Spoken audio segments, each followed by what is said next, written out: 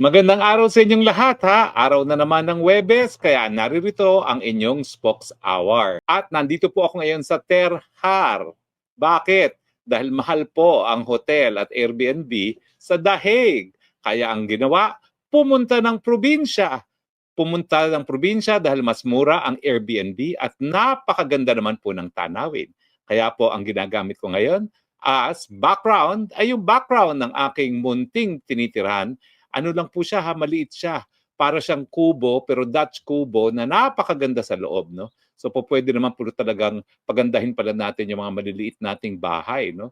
Sa gaya ng nangyari ito. Siguro bago tayo magtapos, bibigyan ko kayo ng tour. Gusto niyo ba yan? Yung aking munting bahay sa Terhar. Pag-usapan po natin ngayon, abay, halatang-halata po nila, nalinilihis nila atensyon ng taong bayan, yung galit ng taong bayan doon sa pagpapaaresto kay PRRD. Anong sinabi ni Browner? Maghanda na raw tayo dahil pag nagkagulo sa Taiwan, sigurado meron po tayong involvement. Kailan pa tayo naging protector ng Taiwan? Aber, ano naman pakialam natin sa Taiwan? Taiwan naman talaga, kabahagi ng China. Sa mulat-mula, panahon pa ng tatay ni Marcos Jr., si Marcos Sr., kinilala natin ng One China policy, iisa lang ang China. So kung lulusubin ng China ang Taiwan, wala tayong pakialam. Gaya ng ginamitan natin ng dahas ang ISIS Maute nung sila'y lumusob sa Marawi. Ganun lang po yun. Talagang meron talaga tayong hindi lang katungkulan, kung hindi talagang responsibilidad na protektahan ang integridad ng ating bansa. Ganyan din po ang sitwasyon sa China, no? Kung sila talaga ay magdedeklara ng kanilang independensya, syempre may karapatan ang China na protektahan ang kanyang political integrity. Pati po Amerika, One China policy po yan. Kaya hindi ko maintindihan kung bakit nakikisawsaw sila, no? Nakikisawsaw sila dahil nga doon sa strategic importance ng Taiwan. Unang-una, diyan galing ang mga kinakailangan nilang semiconductors para sa kanilang mga missiles, no? Pangalawa, stepping stone din papunta ng China. At siyempre, ang gagamitin nilang base kung magkakagulo, ang Pilipinas. Yung mga base militar natin sa Isabela at Cagayan na malapit lang sa Taiwan. So anong mangyayari kapag pumutok ang putukan dyan? Well, tatargetin tayo ng China. Pwede ba naman yun? Nasa atin ang gagaling ang sundalo at sandata at mga missile, lalo-lalo na yung mid-range missiles, no? Na Typhoon missiles na kamuntik nang maging mitya ng Third World War. Opo, yung same missile na kamuntik na maging mitya ng Third World War, naririto po ngayon sa Pilipinas. Dati-rate, kabahagi lang daw ng balikatan. Ngayon, permanente na at wala silang plano na alisin. So si Browner, takot sa taong bayan na magkakagera at magkakagera, mahahatak tayo sa gera. Totoo po yan dahil sa desisyon ni Marcos Jr. nga na ibigay, gamitin ng mga Amerikano ang ating mga base militar. Sa international law po kasi merong sinasabi na ang isang bansa that allows its territory to be used in a manner that is injurious to another, magkakaroon ng responsibilidad sa international law. Kaya po, walang kaduda-duda, pag nagputukan dahil dyan sa Taiwan, puputokan din ng Luzon. At hindi lang po mga OFW natin sa Taiwan ang mai-introbol. Kaya nga po dapat talaga, bumalik tayo sa pulisiya ni Tatay Digong na independenteng foreign policy. Lahat kaibigan, walang kalaban, dapat yan. Paalisin natin ang Typhoon missile at pangalawa, bawasan natin yung mga EDCA sites na yan. Dahil ano naman ang silbi ng EDCA sites sa Cagayan at sa Isabela, no? Ang layo-layo niya doon sa pinag-aagawang isla sa Palawan. Ang tinatawag po natin na Benham Rice ay hindi po yan disputed. Hindi po yan inaangkin ever ng China. Ang talagang problema natin sa West Philippine Sea. So ang aking solusyon nga dyan, sige, kung gusto nyo mag-EDCA kayo doon sa Kalayaan Island. Miski gamitin nyo pa yung buong isla. Doon kayo maglagay ng kung ano-anong missiles na gusto nyo para sigurado naman na magagamit yan doon sa pagtataguyod ng interes ng Pilipinas na protektahan ang ating teritoryo dyan sa West Philippine Sea. Pero hindi. Linagay nila yung Typhoon missile nila at linagay nila ang kanilang EDCA sites doon sa malapit sa Taiwan para kung magkaputukan dyan, miski wala naman tayong pakialam dyan sa Taiwan issue, pati tayo makakaladkad. So tama po si Browner. Kapag nagputukan sa Taiwan, damay tayo dahil sa kanila. Dahil pinayagan nila ang presensya ng Amerikano dito sa Pilipinas na siguradong tatargeting ng China. Pero linilihis din po nilang issue dahil akala nila pag tinakot nila ang tao sa gera, makakalimutan na si FPRRD. Hindi po. Lalo namin naaalala si FPRRD dahil nung panahon ni FPRRD, wala po tayong kalaban. Hindi po naging ganitong kainit ang relasyon ng Pilipinas at China. Kaya po nung panahon na yon, ang daming kapital na nanggaling sa China, ang daming mga turista nanggaling sa China. Ngayon, nawala na yung ating posisyon as number 1 supplier ng saging man lang sa China. Pinakamalaking merkado yan para sa saging dahil mahigit 1 bilyong mga Chino ang kakain ng saging ng Pilipinas. Ngayon, naunahan na tayo ng Vietnam. Kasi bakit naman tatangkalikin ng mga Chino ating mga produkto, kinukonsidera nila tayong mga kalaban. At kinukonsidera natin silang mga kalaban. Kaya nga, di ba, nag-issue na ng travel advisory ang mga Chino kasi nga, tinatarget ang mga Chino rito na pinasisinungalingan ng babae sa Malacanang, pero alam naman natin na pati yung mga estudyante sa Cagayan, tinatawag na ahente. Espiya daw ng China. In fact, nagsabi pa ang ating Secretary of National Defense na may batas ang China na lahat ng Chino ay espiya daw. Ano ba naman yan? Masyado namang xenophobia yan. OA na kayo. Paano tayo makikinabang sa bagong yaman ng China kung ikukonsidera nila natin silang mga kaaway? So, Browner, itigil na yung paglilihis ng issue. Ang issue pa rin, bakit nyo ibinigay ang ating FPRRD sa ICC bago pa man hingin ng ICC ang kooperasyon natin para maaresto si FPRRD? At bakit nyo diniretso sa dahig at hindi sumunod sa Rome Statute na dapat hinarap muna sa RTC para sa deportation proceedings or extradition proceedings pala. Hindi deportation, but kundi extradition proceedings. Huwag ilihis ang issue. Hindi mawawala ang galit. Mga jutang ginamis nyo, ibalik nyo ang aming Presidente Rodrigo Roa Duterte. Maiba naman tayo. Abay, ang Hungary, isang miyembro ng European Union, isang European country, ay nag-anunsyo na, bibitiw na sila sa ICC. Alam niyo po, significant ito dahil ang ICC, ang nagbuo talaga niyan, mga Europeans. Yan po yung European Court dahil ang Amerika hindi naman kasapi dyan. No? At dahil ang mga bansang Africa ay dating mga colonies ng mga European countries, kaya naging miyembro ang African states. Nasabi ko na sa inyo dati, nung ako'y nangampanya sa ILC, talagang nagkakaroon na ng nabubuong desisyon ang African Union na bumitiw na sa ICC kasi ang pinupuruhan nila puro mga Aprikano. Kaya naman, talaga naman kinailangan nilang kunin si Presidente Digong para masabi sa mga Aprikano, o kita mo, hindi lang itim ang aming linilitis, pati mga kayumanggi dahil si Duterte nakakulong ngayon sa dahig. Pero ang dahilan kung bakit umalis ang Hungary, kapareho rin ng dahilan kung bakit ang Amerika, ang China at ay Russia ay hindi kasapi. Kasi nga, bagamat ang intensyon ay ang ICC ay parang court of last resort para doon sa mga sitwasyon na maraming karumal-dumal na krimen na walang gumaganang hukuman o walang gobyerno para magbigay katarungan, ang ICC nagpupumilit. Miski gumagana yung mga hukuman gaya ng hukuman ng Pilipinas, ayan, pinilit na kunin si Duterte. Bakit niya sila sabihin na hindi kayang litisin ng hukumang Pilipinas ang 43 murders? Samantalang ang Maguindanao massacre case na isa ako sa private prosecutor, nasentensyahan ang 57 counts of murder. Diba? So malinaw po yan. Masyado ng feel ng ICC ang kanyang jurisdiction, ang tawag dito, overreach.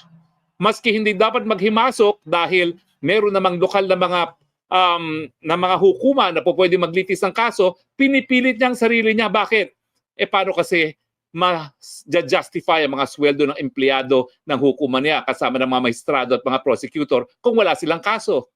In fact, isa yan sa pula ko ngayon sa ICC. Palibasa, wala na aktibong kaso, nag-aantay ng desisyon yung isang kaso at wala na silang masimulang kaso dahil wala naman silang mahuling mga respondents. Hayan, para ma-justify yung kanilang napakalaking budget, linilitis sila si Duterte miski wala namang jurisdiction na. Tama ba yon? Hindi!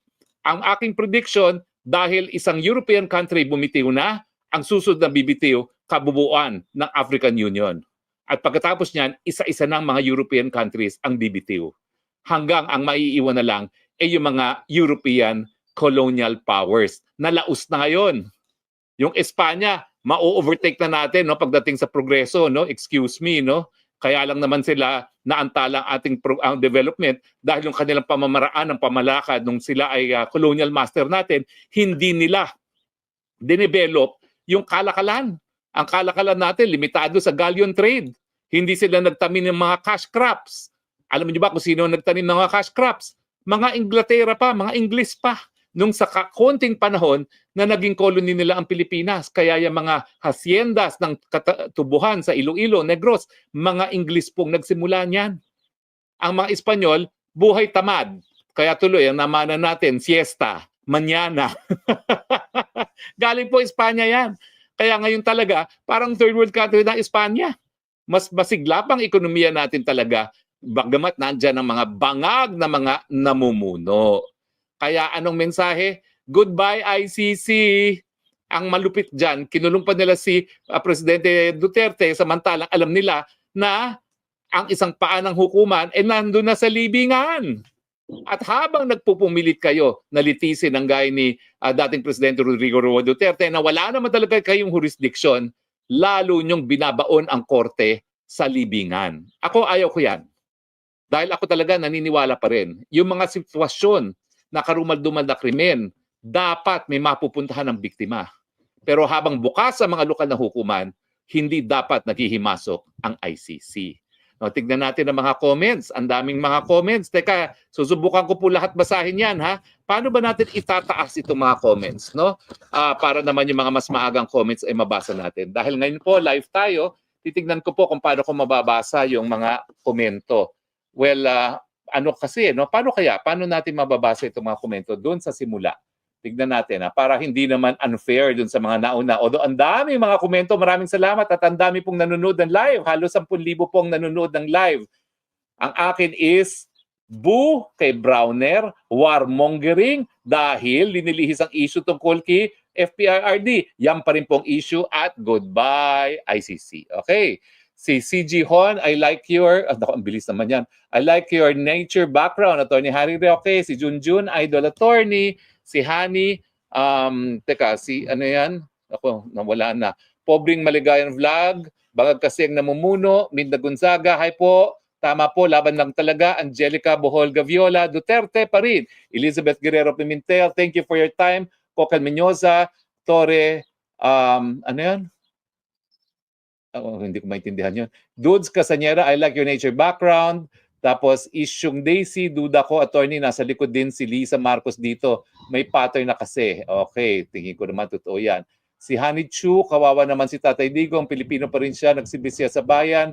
Tapos si Danger Bas Demigod, hukuman na Y Pulos. Tamara Veduville Fax, may pag-asa pa ba makauwi si Tatay? Siyempre po, may pag-asa. At ako naman po, whether or not I'm counsel, hindi ako mananahimik hanggang hindi magawa yung dapat magawa para siya mapalaya. Pabalito Oronzo, hello Spokes, Tamara Vodeville Fox, may ayun nga po. Tapos Sandra 44, good evening po. John Spea, nagtapang-tapangan. Si Au Browner, Angelica Royal Gaviola, Bawal Bangag, Annalyn, watching from New Jersey. Mariste Barrio, Spokes, always following your update. Hip Hop TV, hi attorney. Yen Ralien, Agnes Habibol, paano naman Harry Roque, daming tanga ngayon sa Pilipinas. Minsan, minasan konnichiwa, ay bangag! Nelia Estudiante, matalino talaga si Attorney Roque. Thank you po. Ian Preglo, vote Duterte to 10 bundok, go bato, bonus, 3 PDP. At saka Gabay Party List, huwag niyong kakalimutan, Gabay Party List. Yan po magpapatupad ng tama ng universal healthcare, libreng gamot at libreng paggamot, magpapatupad ng libreng irigasyon, hindi lang dun sa 50% na meron ng irigasyon, kundi lahat ng ating kabukiran, at magpapatupad ng tamang libreng wifi at magsisimula, magtataguyod ng Freedom of Information at saka ng Whistleblower Act para lahat ng mga kurakot makulong na. Randolph Diaz de Francia, kailan po mamamatay si Marcos Jr.? Ikaw talaga? Only God knows, Randolph. Choo-choo train, managot si Martin Romualdez at BBM. Anti-corruption, kulong si General Torres Diwata. Gerald Ibe, makaiba, si Pinoy, si Bangag addict, si Pinoy, Mongoloid. Pinoy ako, watching from Hong Kong. Maria Fema Duterte, hello, ma'am, hello, nandito po ako, hindi ko iiwan ang iyong kamag-anak. Tapos meron pong isa, pera-pera lang ICC, Grace Yang, watching from Cleveland. RH10, Hazel Garcia, Paki. Ay, nawala na si Hazel Garcia. Ay, nawala na. Anyway, Bobby Ujungan, dapat ang kabinete, member of cabinet, Jazz Mikiat, ano po ang chance na makalabas ng detention cell si Tatay Digo? Mataas po ang chance. Dahil ako po naniniwala, yung lack of jurisdiction, rationate temporal. Ibig sabihin, yung nagsimula sila ng preliminary investigation sa pangalawang taon matapos tayo magbitiw, yan po ang pinakamalas na argumento, wala nang ebidensya, legal issue po yan, dismiss na kaagad. Okay? Maraming salamat po sa inyong mga komento. Ang dami po, kaya hindi ko mababasa lahat. Ganun pala. Maraming salamat po ha. Pero itigil ang warmongering, hindi kami magpapalihis ng issue, bring him home. Bring him home, bring him home, and goodbye, ICC. Congratulations, Hungary.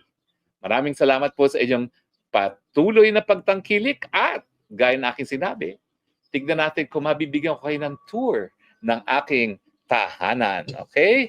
Tignan natin. Ito po ang aking kabukiran na background. Okay? Ito po. Yan. Okay? Tapos, ito po ang yan po ha. Daran! Pwede na po ako magsasaka. Tignan natin. Tignan mo itong bahay nito. Makikita niyo po, maliit lang ha. Parang bahay Pilipino. Diba sa labas? Parang bahay Pilipino. No?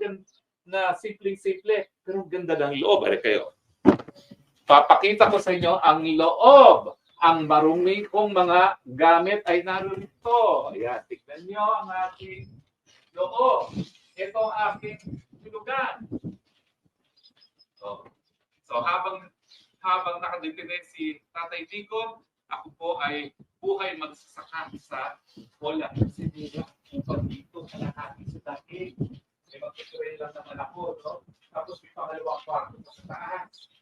Sige. Okay tayo. Tingnan natin yung kwarto sa taas. Tingnan natin mabilisan yung kwarto sa taas. So pwede kayong bumisita sa akin. Meron akong spare room, di ba? Ayan. Okay. So, maliit siya, pero maganda. So, tayo na. Dapat yung mga socialized housing natin. Ganito, itsura. Di ba? Ganito kalaki mga socialized housing natin. Pag hindi natin mapakita tayo dito.